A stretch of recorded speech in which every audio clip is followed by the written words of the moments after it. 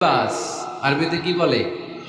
লিবাস। আল্লাহ বলেছেন, ও নারীরা তোমরা পুরুষদের জন্য পোশাক, আর ও পুরুষেরা তোমরা নারীদের জন্য পোশাক। পড়েন সুবহানাল্লাহ। পোশাকের বেসিকলি তিনটা কাজ। কয়টা?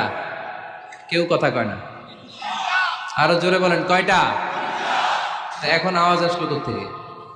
আওয়াজ করে উত্তর দিবেন, চিল্লায় বলেন পোশাকের কাজ কয়টা? এভাবে শেষ পর্যন্ত খোঁচায় যেন সাউন্ড বের করা না লাগে, স্বপ্রণোদিত ভাবে উত্তর করবেন, ক্লাসের মতো হোক। তিনটা কাজ। এক নম্বর কাজ হচ্ছে পোশাক ইজ্জতের আবরু, লজ্জাস্থান ঢেকে রাখে, ঠিক কিনা? আমাদের লজ্জাস্থান ঢেকে রেখেছে আমাদের পোশাক।